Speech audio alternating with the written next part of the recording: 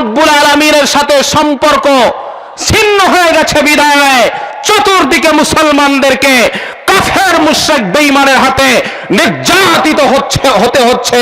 কথা বলেন ঠিক কিনা? বন্ধুরে আমার, এজন্য স্বয়ং আল্লাহ পাক রব্বুল আলামিনের সাথে আমাদের সম্পর্ক করার দরকার আছে না নাই? কথা বলেন, দরকার আছে না নাই? বন্ধুরে আমার, এজন্য আমি আপনাদের সম্মুখে পবিত্র কালামুল্লাহ শরীফের সূরা বাকারার 281 নম্বর আয়াতে কারিমা তিলাওয়াত করেছি। দেখি যদি আল্লাহ পাক রব্বুল আলামিনের স্মরণ একটু আপনাদের অন্তরের মধ্যে ঢোকানো যায়। সেই আয়াতে কারিমার মধ্যে এটা এমন একটা আয়াত যে আয়াতে কারিমাটা আল্লাহু আকবার এত বরকতপূর্ণ একটা আয়াত।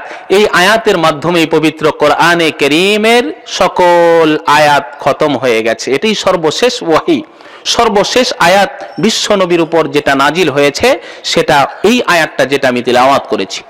এবং এই আয়াত বিশ্ব নবী মুহাম্মদুর রাসূলুল্লাহ সাল্লাল্লাহু আলাইহি ওয়াসাল্লামের উপর অবতীর্ণ হয় বিশ্ব নবীর ওয়াফাতের মাত্র 9 দিন পূর্বে। কয় দিন পূর্বে?